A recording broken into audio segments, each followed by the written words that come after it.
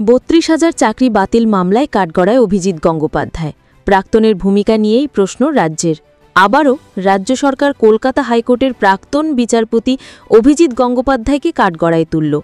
এবার প্রাথমিকে ৩২,০০০ চাকরি বাতিল মামলায় তার ভূমিকা নিয়ে প্রশ্ন তুললে রাজ্যের অ্যাডভোকেট জেনারেল কিশোর দত্ত।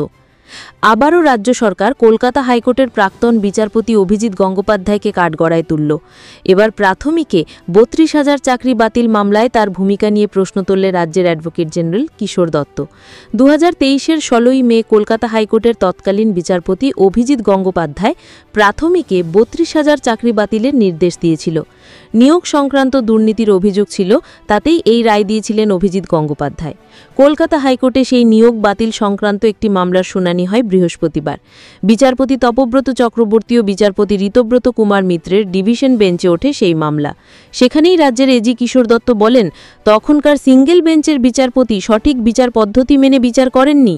শুনানি পদ্ধতি নিয়েও একাধিক প্রশ্ন রয়েছে। সিঙ্গেল বেঞ্চ সকলকে বলার সুযোগ দেয়নি। বিচারপতি খেয়াল খুশিমতো শুনানি পর্ব চালিয়ে গিয়েছিল।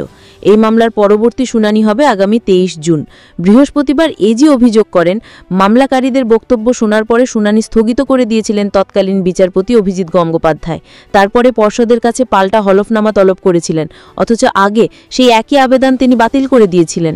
রাজ্যের আইনজীবীর মন্তব্যের পরিপ্রেক্ষিতে ডিভিশন বেঞ্চের প্রশ্ন, এখন কেন এই দাবি করছেন? আপনারা তো তখন তা মেনে নিয়েছিলেন। নির্দেশনামায় সেসবের উল্লেখ রয়েছে। এজি বলেন, কিছু করার ছিল না। প্রতিটি নির্দেশকে চ্যালেঞ্জ করে তো আর ডিভিশন বেঞ্চে যাওয়া যায় না। বিচার পদ্ধতি নিয়ে প্রশ্ন রয়েছে।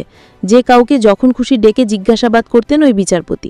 বিরুদ্ধে কোনো নির্দেশ দিতেই পারেন, কিন্তু একটি পদ্ধতি তো অবলম্বন করা উচিত। রাজ্যের আইনজীবীর বক্তব্য, প্রাথমিকে নিয়োগ দুর্নীতির রায়ে তাড়াহুড়ো করা হয়েছে। শুনানি শেষের পরদিনই রায় দেওয়া হয়েছিল।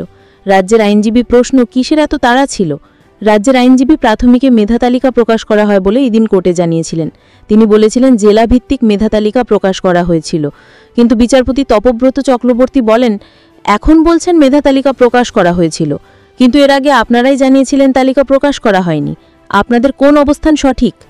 তোলে উত্তরপত্র বা ওএমআর শিট মূল্যায়নে বাইরের সংস্থাকে কেন বেছে নেওয়া হয়েছিল?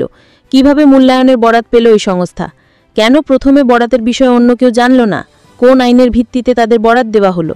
সিঙ্গেল বেঞ্চের রায়ের উপর অন্তর্বর্তী স্থগিতাদেশ দিয়েছিল বিচারপতি সুব্রত তালুকদার এবং বিচারপতি সুপ্রতিম ভট্টাচার্যের ডিভিশন বেঞ্চ। তারপর সুপ্রিম কোর্টে মামলা করা হয়েছিল, যদিও শীর্ষ আদালত হাইকোর্টের ডিভিশন বেঞ্চেই এই মামলা ফেরত পাঠায়।